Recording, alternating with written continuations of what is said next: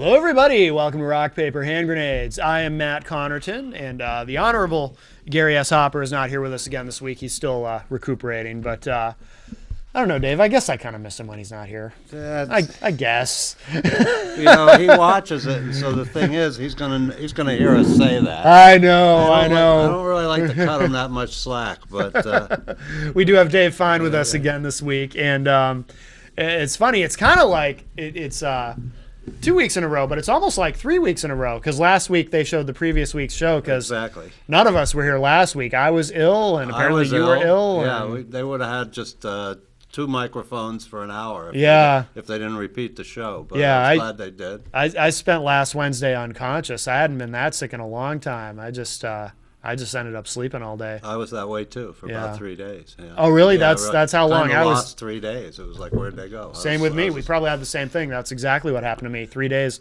Tuesday, Wednesday, Thursday. I barely did a thing. Right, me too. Same thing, same days. Yeah. So yeah, but it's nice to be back. It sounds like you're still.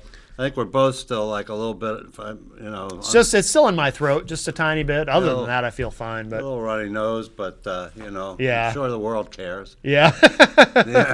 Y'all care, right? It's nice to be able to whine to a lot of people instead of just a couple. Exactly. Isn't that good? It's far more therapeutic. It's a good thing. That's right. Yeah, that's right. It affects more people.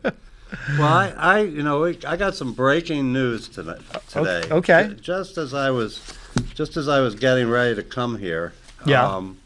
I was preparing to talk, and hope we will talk about legalization of marijuana. Yes.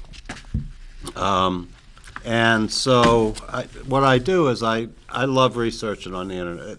What do we do before Google?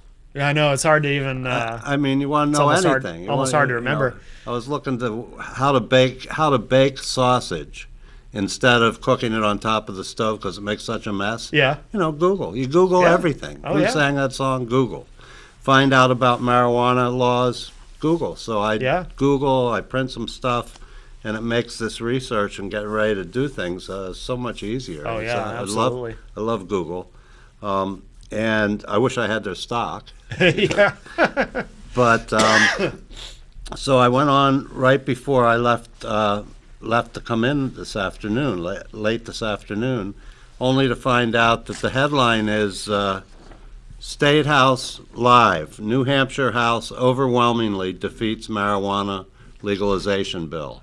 That happened this afternoon. Okay, so that is breaking news. We're right on breaking news here. Yeah, I mean, NBC doesn't have anything on us today. We got it. This is true breaking news. It's not like when the news networks report on the missing jet, and it's breaking news to tell us that there's no new news. Right. This is actual breaking news. And I think that it speaks. It's interesting. It speaks to one of the wonderful things about. We hear so much negative about politics and people not getting anything done, and Gary and I have been, we're great friends because we're politically total opposites. Yes, and that's why it's kind of fun for me to be here. Yeah, because I like to take the hand grenade part and turn it into a powder puff, Well, it's different for me, too, because I'm used to being the most liberal guy in the room on this show. Yeah. But when you're here, that's not necessarily the case. Right, it might not be. But I'm very centrist in my views. I'm kind of there, but I'm getting a little more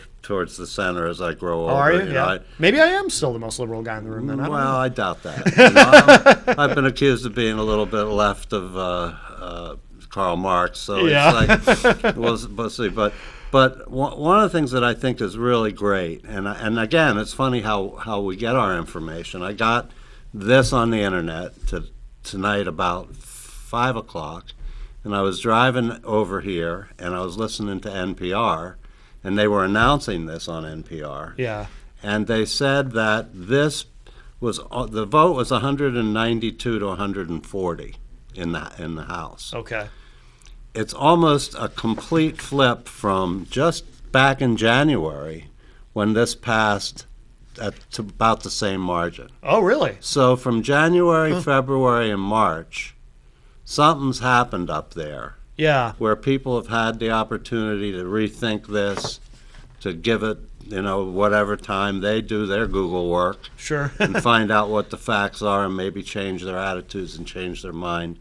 to the point that actually in 3 months, the whole sense of this has changed over in the state. Yeah. And I think that that's, one of the things is that I think it's because, one thing, it's about lobbying. Oh, yeah. The great thing about the state of New Hampshire, I lived in Florida for 20 years, and it's a big state.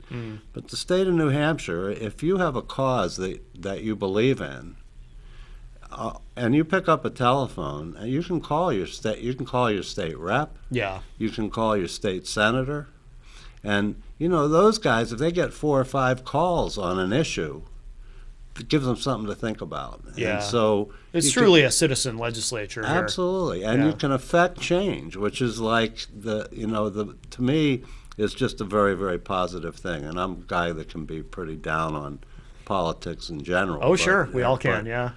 But this to me is really just does such a nice job of showing at least how opinions can change in a short period of time on a topic. And this is an important topic. It brings out a lot of different kind of larger views. It's interesting to me that I had an opportunity to meet what's his name, a Republican that ran for president, the Libertarian, last election. Libertarian, Gary Johnson? No, not Libertarian, but the doctor. Ron Paul. Ron Paul. Okay, yeah. I had an opportunity to meet Ron Paul, just certainly strictly by coincidence, and Sure. I like Ron because he says what he thinks, and I always like people that say what they think. Yeah. I don't think that what he thinks is particularly good sometimes, but but some of the things he thinks and says I like. And I agree. Yeah. And he's for legalization of marijuana because he believes that the government shouldn't be involved in every area of our life. Right. And I think, and he's a doctor, but I do really think that my own personal opinion is, after a lot of reading and a lot of thinking, is that I'm opposed to legalization of marijuana. Now, see, maybe I am the most liberal guy in the room right now, then, because I'm for legalization. Well, I'm glad, because that'll give us a great hour. Yeah, liberal/libertarian, I guess, because that's something where liberals and libertarians agree, and it tends to be more conservative folk who are opposed to it. But a lot of certainly. It's not the most partisan issue. Right. There are a lot of liberal-minded folks who oppose it. Or are you opposing decriminalization, or just okay? No, and I had it's interesting to me. To be totally honest, I belong to an organization. Well, I'm not a card-carrying member, but I've been very supportive of an organization that I mentioned last time called New Futures in Concord, and they lobby for drug treatment, drug prevention, and they're a very strong, probably the most substantial, solid organization in the state when it comes to this issue and these issues. And I support virtually everything. I've been out to a lot of their rallies and stuff, and I've done speaking for them, and I've gone through they have a couple very excellent programs to teach you how to lobby and how to get involved. And I've been involved with that, but I started to get these, I get their emails, and the emails were about being opposed to legalization of marijuana. Yeah. And when I first got them, I was thinking, this is a little presumptuous. How do they know that that's the way that I feel? Sure. Just because I'm for treatment, I'm for a lot of the things that they're for. Yeah. Why do they assume that I'm against legalization of pot? Yeah. And I didn't make a big issue out of it. I was going to, and they're good friends. And I haven't had, so I'm sort of talking out of school because I haven't had this conversation with them yet. But they've done a wonderful job of getting this done. I'm sure that their lobbyist, who I'd like to have on the show, she's a good friend, really was, talking to a lot of people up there and getting this kind of sea change of attitudes and views on this topic. But So I was thinking, so that made me pause to think I've got to really do some research and really think this thing through before I say I'm opposed or in favor. Okay, so at that point you were kind of I was not undecided. sure. Okay. I was undecided. Okay. So I started to pull things out, and I started to talk to people. And like what happens today, I got a haircut. I'm in the barber chair, and I started talking to the gal who was cutting my hair about the subject. Yeah. It's interesting, the topics and the way we get information, things I never would have thought of. Sure.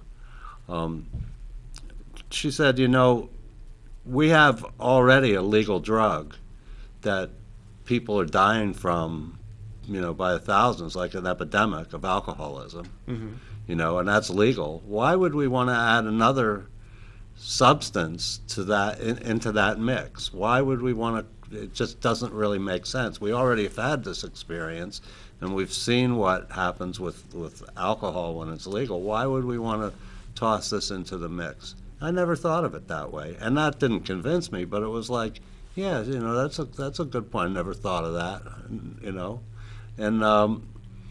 the more I thought about just the experience, so I start to look at Colorado. What a nightmare they're having there with this stuff. They've legalized it out there, and it's a total nightmare. They're not ready for it.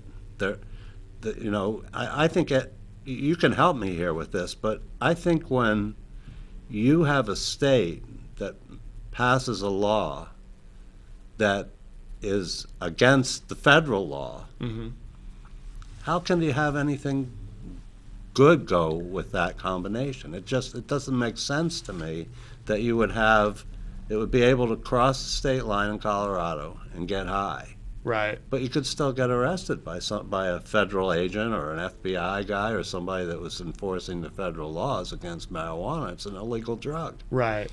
So that's got to be a major problem that people don't think through. I think the theory is that as long as the federal government chooses to exercise, I guess the term would be prosecutorial discretion. Eric Holder has said, well, the Justice Department is not going to enforce, because they can, in theory, decide, well, we're not going to enforce this in this state. Right. And I don't have a problem with that myself, but I can see a potential, well, what if the next president after President Obama, Obama comes in and says, well, my Justice Department is going to enforce the federal law in Colorado. That opens up an interesting can of worms for Colorado. Exactly. Another point is the banking system, apparently.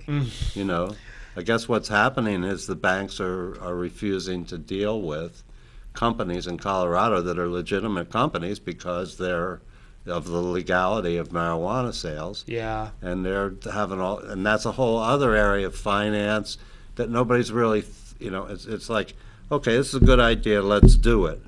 And then it's like ready, fire, aim. Right. Well, there's always going to be unforeseen consequences, though. I mean, I think that's an example of someone. I think just no one thought of that.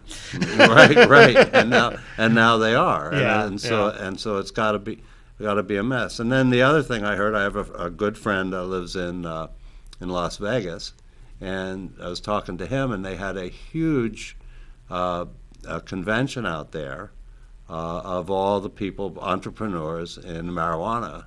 Field, and it's going to be like a multi-billion-dollar industry, no doubt about it. Sure. Philip Morris has already, taken the name. It's in some of this literature that I have here. They've started a new brand name for their company. I think it's Atria, and they've got an Atria Marijuana and Atria.coms that they've already bought, and they're positioning themselves to one of the things when I was in favor as a young guy of legalization, and believe me, I was in the 60s. Yeah. When I was listening to Jimi Hendrix, I was in favor, and when I was still active in my addiction, I certainly was in favor of legalization. But I always thought, well, you got a whole industry poised and ready. All you got to do is change the substance. Take the tobacco out and put in the marijuana, and you're all set. You got the machinery and everything set up to go. I guess they figure adapt or die, because I know in a lot of states, one of the lobbies that has actively fought marijuana legalization is the tobacco industry. because they feel that that's a threat to cigarettes, I guess. Right. But so it sounds like Philip Morris, though, is an example of a company that's going to try to make the best of it. Or getting ready in case they have to. Right, right. They're Philip Morris, just sort of off the subject, but not really. They're what's really impacting the tobacco industry now is the e-cigarettes. Oh, sure, yeah. And Philip Morris is developing an e-cigarette that's probably going to be the state of the art. Sure. Compared to everybody else, because they have the money to do it. Right, right. And so that's an area that they're going. So it seems, and that might just prove the case that no matter what you do, you're always going to find a way to do it, right. to get around it, whether it's legal or not. Right.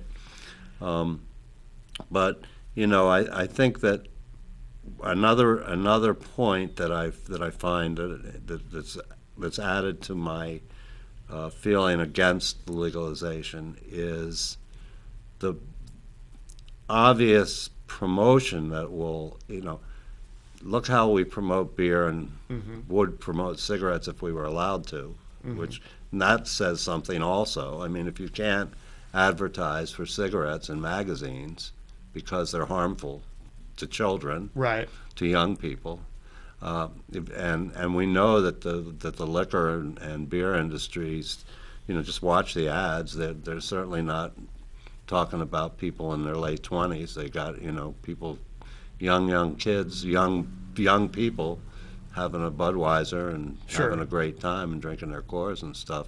So, my feeling is that marijuana's will be marketed in such a way that it would be more attractive than it is now. By bringing it out and making it legal and turning it into a product that you can sell on the internet or online or on television with advertising, you're going to attract people that are young people to the drug. But why can we not then just legislatively apply the same restrictions that we now apply to cigarettes in terms of all that? Because I kind of think that's probably what's going to happen anyway, as legalization, as it becomes legal in more states, which I think is the inevitability of it. Yeah. I think you're going to see that same kind of restrictions begin to, and I don't know if there's anything like that in Colorado currently. Yeah. At the state level, what kind of restrictions exist? I would think there would be something, right. Especially when their governor opposed the legalization. Right. But I don't know. I don't know if you have any idea, but I don't know what kind of restrictions currently exist on a state level. I don't either. But I would imagine things like that would come up, because you do make a good point about how cigarettes. It was different when I was a kid. I remember they would advertise cigarettes on television right. and in magazines and whatnot. For sure. And then there was I don't know what was it in the 90s when that all changed. At some point in the 90s. Might even have been a little sooner than that. Yeah. Yeah, and it was like when they started doing the warning labels. I think the Surgeon General's report, whenever that was, started that whole movement in tobacco with you had to label the cigarettes as being harmful. Right. And then I think what happened is moms and lobbyists and stuff started to get together around the television advertising. I think it was Joe Camel that tipped everything over, because Joe Camel was a little cartoon character, this cool camel that was smoking, that was really directing an appeal to a young, youthful crowd. And I think that alarmed a lot of parents around this, because now of course when I was young, smoking, everybody smoked. Nobody thought there was anything particularly wrong with smoking, and from a health standpoint. Sure. And then they knew that there was something wrong with it, and now they're having a little camel guy cartoon selling their kids how good it was to. And I remember that campaign because they also had all these cool gifts you could get, little baseball caps, and all kinds of cool stuff if you saved your camel labels. So, okay. So, yeah, Great. So I think that's when they really started to clamp down on cigarette advertising. Yeah. And well, look, it's fun to watch you watch the old TV shows when TV first started, and What's My Line, and they're all Oh, sitting sure. there puffing away, right on camera. Oh yeah, Edward R. Murrow. Oh, You know, yeah. you look at that old. There he is commenting on the news while puffing on a cigarette. Yeah. Or the old doctor shows. You're laying in the hospital bed, oxygen tanks right here, but you're firing Right. up cigarette. Yeah, that's the way it was. Yeah. It's crazy. Yeah. You think airplanes, Oh sure. You joke about non-smoking sections. Yeah. Like that makes a difference. Now we know about secondhand smoke. But Right, like, right. Yeah, we'll just set you over here, in the worst part of the plane, Yeah. because you don't smoke. We'll let all the smokers have the good seats. Those were the days. But, Yeah. and that brings up a whole other problem, too, with marijuana. So if you legalize pot, it's like I think about the Cheech and Chong movies where they pulls over, and rolls down the window, and this big cloud of marijuana smoke comes out of the car. Yeah. Well, some of the statistics, and I could be quoting the statistics, but I think it's more fun just to talk in a general way. But we're talking about a lot of potential for new arrests and traffic violations and traffic problems.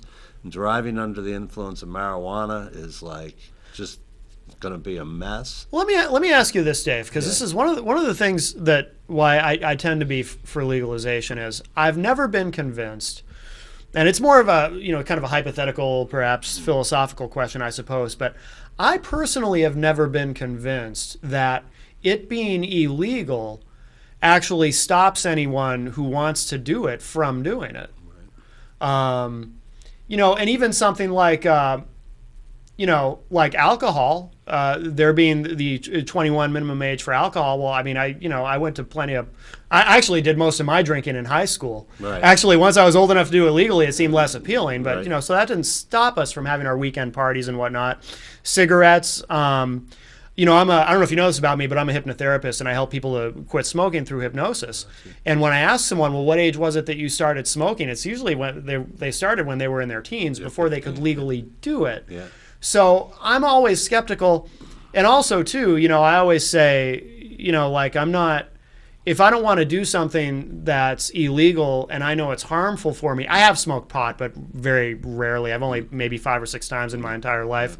But You're I always under arrest. What's that? You're under arrest. Yeah. Gary's getting a warrant right now. That's right. But I've always said, it being suddenly legal wouldn't make me any more inclined to say, oh, well, now that it's legal, I suppose I'll really get into this and, maybe I can ruin my life with it or something. Now that it's legal, why not? So I'm very, very skeptical that it being illegal actually doesn't create more problems than it solves, because I don't think it really prevents anyone from doing it who wants to do it. I mean, what do you think? I think that it's probably true. Most of the time what you say is probably true. Yeah.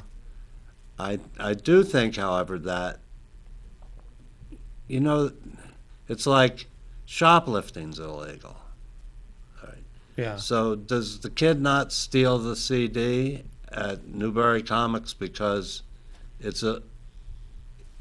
morally feels like it's not the right thing to do, or does he not steal it because it's illegal? I mean, people behave. The laws are put in place ostensibly to protect society, and we're not really good at monitoring our own behavior, apparently. So we have laws, and the laws monitor our behavior in certain ways. Well, if I was somebody that believed that I shouldn't break the law, and I think that if you asked your average American, should people break laws, the answer would probably be no. Obviously not. We'll have people murder and mayhem going on. Yeah. So if somebody really believes that that's the prohibition, I would never touch marijuana because it's illegal. Period. That's the reason I don't smoke pot. I'm not saying that myself, obviously, but if I was a young man, I was brought up by parents that were strict or whatever, taught me that the law is the law, and you drive 55. It says 55, it means 55. Right. And, if you are a person that has a tendency to follow the laws because they're the laws, then I think deters people from probably trying it. And I've heard people say they wouldn't do, maybe older people my age that say, I never did, I'm an alcoholic, but I never did drugs. Yeah. Never touched them. Yeah. Why? Well, because they were illegal. Yeah. It seems silly, really, but, they Sure. get drunk and fall down. Right. It's legal. Right. But, so, yeah, I think that what happens is that it's that forbidden fruit, idea certainly is there. If you say you can't do that, especially to somebody that's an addict, Yeah. by their biochemical brain chemistry makeup, is say don't do this, say don't touch that, you're going to touch it. Yeah. It's just kind of a built-in disregard for anything that you know what I mean. It's like Well, it's human nature. oppositional. Yeah. It's human nature. It's like, Sure. okay, I can't do that. Well, I'm going to try it. Right. And being cynical, if somebody tells me I can't do it, it's probably a lot of fun. Right. You know, Right. it's Yeah. like, it's probably worth doing. Right. At least trying it. So. Yeah. So there's lots of, what's really nice about this for me is like it's almost a lesson. Like everybody has so many opinions. We turn on the evening cable TV, and you turn on Fox, or I turn on MSNBC, Yeah. or I'm with you. I like MSNBC. right, or whatever. Yeah, and everything there is like these days is like short snatches. Marijuana, legalized or not. And then they get four guys and they talk for 2 minutes. Yeah. Chris Matthews yells at them. They talk back. Yeah. And that's it. It's like there's no depth. Right. So you do an hour in depth and weight on a subject like this, and you realize that these issues, there's no simple answers. Right. There's no simple solutions. So I have a little thing I read today. This is Trisha Lucas, who's a friend of mine, lobbies for New Future. I love this. She said, "I'm reminded of the quote from." It said, as the New Hampshire legislature prepares yet again to consider legislation to legalize, regulate, and tax marijuana, I am reminded of the quote from H.L. Mencken. Quote, for every complex problem, there is an answer that is clear, simple, and wrong. and really, it's true. Everything is like so complicated. Yeah. And when you take something like this and start to pull it apart, it's like, wow. Right. There's so much to consider here. Well, this issue is unique that way too, because it's not as partisan as a lot of issues. A lot of issues are very, there's a Democratic position and a Republican position, and this issue is much more complicated that way. Now, so you are in favor of decriminalization. So what's your now? Some folks are so anti-marijuana that they don't even like that idea, that they think the laws should be kept exactly the way they are. So what's your case for decriminalization? I think that there's probably 3 points that are important in this. One is the amount of money that we waste and spend prosecuting people for possession of marijuana is ridiculous. Yeah. And to put somebody in jail and take up and jail's a resource. Yeah. I don't know if people really get that. Yeah. That it costs so much money. To putting somebody in jail isn't. It's a finite resource. It's taking somebody off the street, but it's really not, in terms of all of society, what's it really doing? It's costing you sitting at home to take Joe off the street because you caught him with an ounce of pot. Yeah. And that's like, it's just, to me, it's such a waste of everything. It's a waste of that jail cell, which would be better utilized by somebody that's harming people and harming society in a very negative way. It's taking that space. We're paying for that person.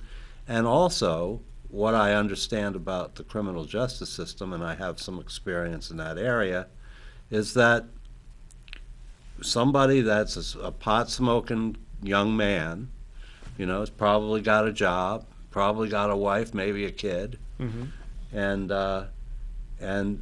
no thought whatsoever of breaking into his neighbor's house or stealing a car or doing that. And the next thing you know, he's going to be pulling a year for a misdemeanor of marijuana, sitting in with a bunch of people that's all they know how to do. Exactly.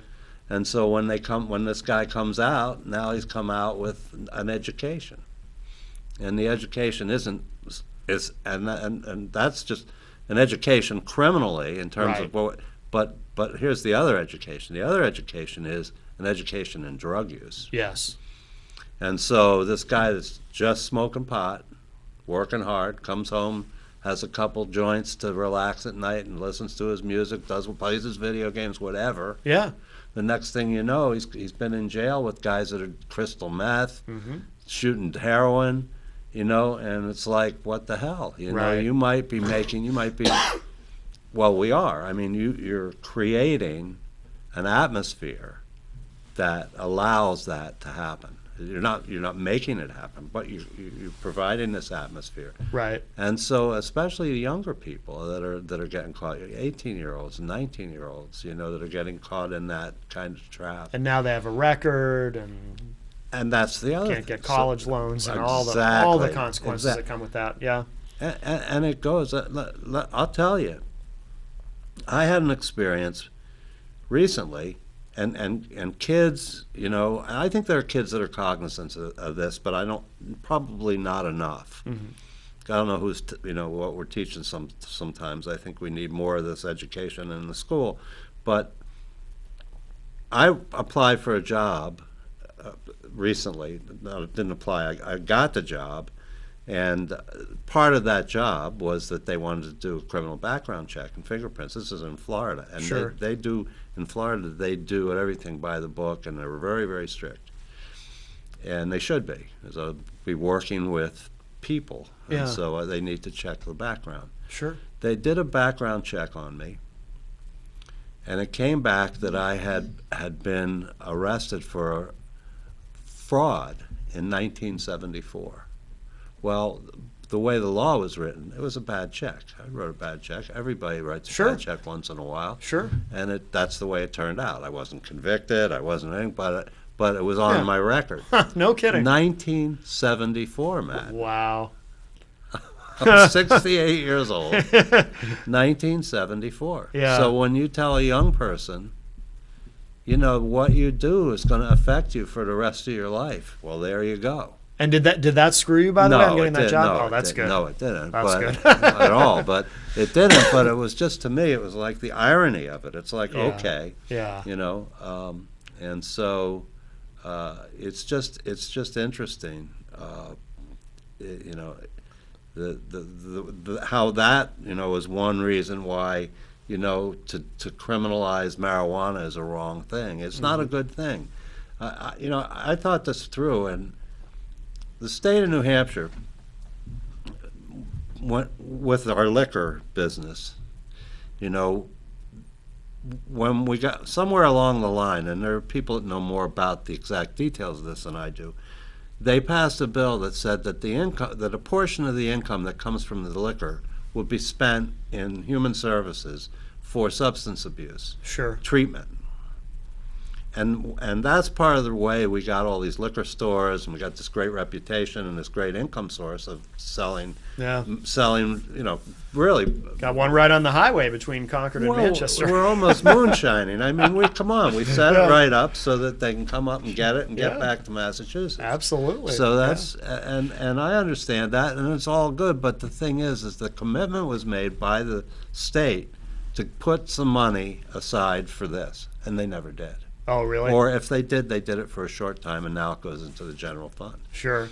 So, that's not okay. But what I was thinking about this decriminalization idea is take the marijuana charge of it's right now, as we're sitting here, I believe, it's a misdemeanor.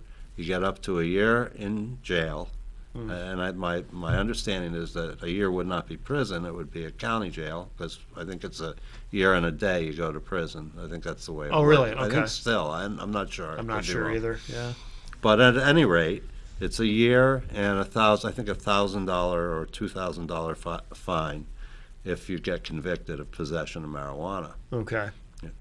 Now, if you take that and first of all get rid of the misdemeanor altogether, make it a fine, make it a violation like a traffic violation, Sure. and make the fine substantial. Depending on where you stand on this whole issue, somebody might say 100, and somebody's really going to say 1,000, whatever. Yeah. Put a number on it, and handle it that way. And you wouldn't even have to really handle it in the courts unless somebody wanted to fight it. Right. And then take that money and do what they said they would do with the alcohol money. Set it aside so then make sure that it goes to the Bureau of Drug and Alcohol Services in the state, which is underfunded, has no money, and is really almost an impotent organization because they just can't do what they're supposed to do with the resources that the state gives them. So, Right.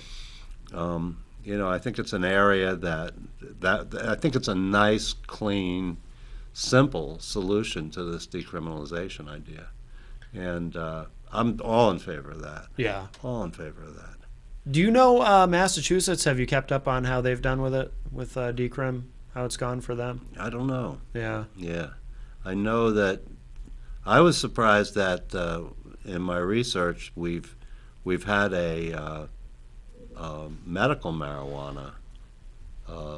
It's been legal medically here for a year, Yeah. which I wasn't even aware of. But that's pretty complicated. But I guess you can. Yeah, because Hassan signed that, right? Because Lynch wouldn't, I think so. which drove me nuts. I Yeah. mean, John Lynch, the guy's wife is a doctor, and he can't. I don't know how people oppose medical marijuana. Just frustrates me so much. If someone's suffering, let them have what they need. It really is Exactly. as simple as that. Yeah. I don't. These other arguments around it, I just don't care. If someone is suffering, if someone is dying of a terminal illness, let them just have it. Exactly. You have some freaking compassion and empathy and just let them have I it. don't- You know, yeah, that's my attitude about it. I'm 100% there with you on Yeah. that. And anything else, they're talking about, well, I have something about that. I think that I might have copied that. It was really kind of interesting to me what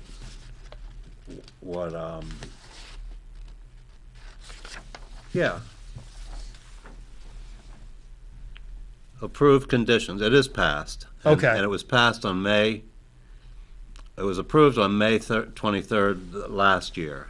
Okay. And Maggie signed it on July 23rd.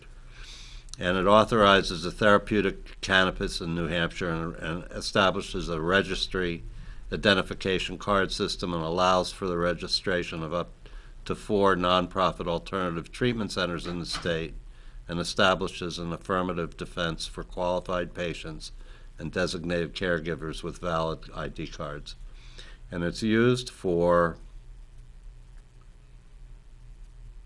cancer, glaucoma, positive status for HIV and AIDS, hepatitis C, ALS, muscular dystrophy, Crohn's disease, agitation of Alzheimer's disease, multiple sclerosis, chronic pancreatitis, spinal cord injury or disease, traumatic brain injury, or one or more injuries that significantly interferes with daily activities as documented by the patient's provider. So, how could anybody deny Right. any of those? Right. So we do have that in New Hampshire. Yeah, which is good. It's progress. Which is definitely progress. Definitely progress. But so. Is marijuana, Dave? I mean, I hear people kind of debate about, some would say it's a gateway drug. Some say it's not because lots of people smoke pot without going any further. Like I said, I've smoked it. I've never done any hard drugs because frankly, I'm terrified of that stuff. So I'm not even tempted by any of it. But so you say it is in your view? No, I didn't say that. But Oh, I'm sorry. I was just was sort of affirming the topic of Oh, that. okay, yeah. Because that's something you hear all the time. Right, It's a right. gateway drug. And there's a lot of opinion on it. Yeah. When I was a cynical pot smoker in my hippie days, I would say milk is a gateway drug. I mean, mother's milk is a gateway drug. But that's just kind of pushing it. Yeah. I think it's a gateway in regards to the fact. This is the way I tell the. I work with a lot of alcoholics. Yeah. So there's a lot of alcoholics that smoke pot, and there's a lot of alcoholics that smoke pot that are getting arrested for DWI. They're breaking up furniture. They're divorced. They may be violent around alcohol. Whatever, all the things that go with alcohol that can be bad. Right. And so you say to them, okay, you really need, you're ready to do something about your drinking. Yes. But they don't want to quit smoking pot. Sure. So my approach always is, that we have an abstinent-based theory around alcohol and drugs that stems from Alcoholics Anonymous, Narcotics Anonymous. Clinically, it was absorbed by the clinical psychologists as a part of the imperative. If you're going to stop, it's abstinent-based. You have to get off everything. Yeah. So if you say to somebody that's in total denial about the pot, my feeling is look, if I can get you to stop drinking, we'll talk about the pot later. Right. Okay, that's my clinical, professional Dave side. Sure. Let's get you, you're getting arrested, you're falling down in the street, whatever. Your family's broke. So let's get a meeting, find a therapist, go to rehab, get a detox, whatever. Get you on the road. Yeah. Now you want to talk about marijuana. I'll talk to you about marijuana, and this is what I'll say. I'll say there's a couple things that we know about marijuana. We know that it affects our judgment, and we know that it affects our inhibitions, and we know that it affects our thinking.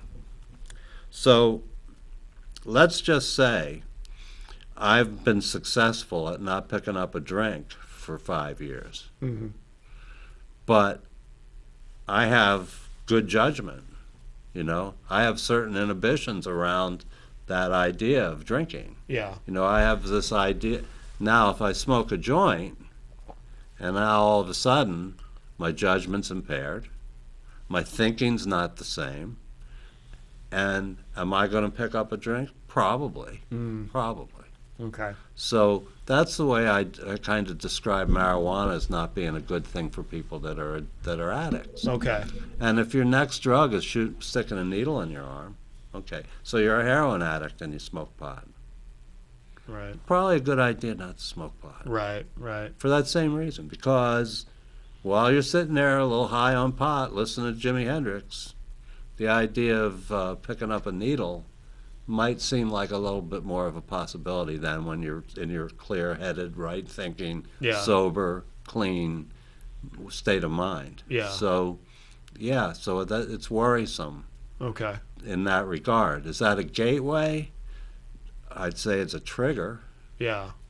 I'd say it's a trigger for somebody that's into, for sure it's a trigger. Right. But not necessarily for everyone, because obviously some people, if you're not predisposed to wanting to do something much worse for you, then. Exactly. Okay. Just like with alcohol. I mean, you can certainly drink alcohol without doing anything else.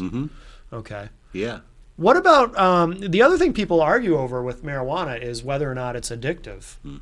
I mean, what's your stance on that? I mean, my observation is it seems like to some people it probably is quite addictive, and to others it's not, probably depending on the person. But yeah, what do you think? Well, it comes around to understanding the nature of addiction, and one of the things that's really kind of exciting is that we're learning more and more about these things all the time with science and brain chemistry studies and so it could very well be that just like we understand, for example, that things like heroin and cocaine, the way that it works is like for a better way of understanding is we all have this little puzzle piece in our brain, and when you get cocaine in there or you get heroin in there, it sort of completes a circuit for some people that have a predisposition chemically to being addicted to those drugs. Okay. And that opens that door, and then that door is open once more and once more and once more. Sure.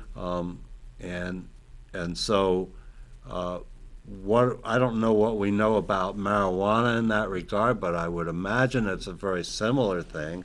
I think there's probably a genetic marker for, we're pretty sure there's one for alcohol. I think we're sure there is. And for alcoholism, for drugs, it gets more and more specific as they further and further go into genes, genetic splicing, and all the science stuff, which is amazing. Yeah.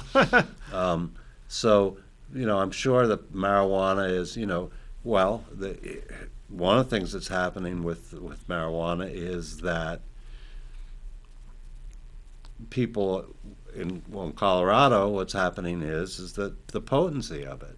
That's another issue we haven't talked about. Yeah. But as it becomes a legal enterprise that you can just experiment and splice and put plants together and mix it around so that the THC is really the drug in marijuana. Yeah. The THC level is very, very much higher, apparently, is what I was reading today, in the marijuana that they're selling, because you're going to sell if it's more potent. Right. It's going to, and they're naming these things like Wowie Zowie and right, yeah. Whatever. Yeah. And so you go into the store and you want the Wowie Zowie number 5. Yeah. Because you realize that it's 5 times more powerful than the pot you and I would be getting if we bought it down the street. Right.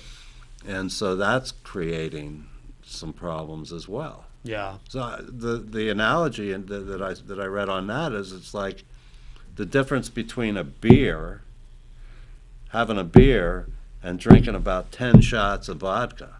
I mean, it's that great a difference in terms of the potency of the marijuana that they're developing out there in the West, in Colorado and Washington. Yeah. Because it only makes sense. I mean, it's if you're an alcoholic, you're not going to sip sherry if you have if you have something in 40 proof available. That's true. Yeah. So it's the same thing. So we were taught, I was taught learning about chemical dependency, that marijuana was not addictive physically. Okay. But that it was psychologically addictive. Well, that I would say is absolutely true. I don't know about the physical part. I'm thinking it probably is. Yeah. But physically addictive. Yeah. But the psychological part, I've seen it. Yeah. I know that that's true. But I would think that would depend on the person too, right? Depends on the person. Yeah. But I've known people that can't get out of bed without firing up a doobie, and Yeah. get up and read the funny papers in the morning. I used to know guys like that. And when you see, we think of marijuana as a sort of an innocuous drug that's, fun, but when you know somebody that's a marijuana addict, there's nothing funny about it. Yeah. I mean, it's pathetic. Yeah. And people that are totally hooked on marijuana and THC can't get out of bed, can't move, don't do anything. Right. And they're the extreme cases, but they certainly exist. And as you said, it's probably that predisposition. Yeah. For that. Yeah. We abuse everything. I mean, right. what a world we live in, really, when you think about it. Yeah. Yeah. Just the food part. Oh yeah. Oh, absolutely. And I'm definitely a caffeine addict. Mm-hmm. Although I think most of America, I saw a statistic once, something like 88% of Americans are estimated to have some level of caffeine addiction because we're a nation of coffee drinkers, you know. Well, I think it's like one of the things that when you're an addict and an alcoholic and you're in recovery and people know it and they want to talk about addiction, they don't really understand. I was talking to somebody earlier this evening about how their family doesn't really understand. They hadn't had a drink in 20 plus years, but they still, the family kind of insists on, here's a beer. Oh, If it's been that long, you might as well drink. Wow. And they don't understand the nature of addiction, but you can make them understand. Yeah. I'll tell you a quick story about that. One of the things I say, people want to know, how do you know when you're an alcoholic? Yeah. And I have a real quick answer on that one, and that is that when you drink when you don't want to. Okay, and that's people that are alcoholics. Oh yeah, but people that aren't, maybe can't get their head around that. But they can't imagine drinking when you don't want to. Sure. But an alcoholic doesn't want to go and screw up the family party and act like a jackass, and Right. but yet he goes and not going to drink, and the next thing you know, you're drinking, and so that's a good way to tell when somebody's got a problem. Yeah. And the other thing for somebody that I have a good friend who they want to know how a 12-step program works, or how thinking about helping another person helps you. Yeah. Which is really the basis of 12-step recovery. And I explained to him that, he has chronic neck pain, and his little boy falls out of bed and cuts his mouth. And my friend's in terrible pain when it happens, but Yeah. sees his little boy, grabs him and takes him to the ER and holds him while the doctor stitches, and he's crying, and all that's going on. And I said to my friend, when that happened to your little boy, did your neck hurt? And he said, well, actually, no, I didn't even really much think about it. Right.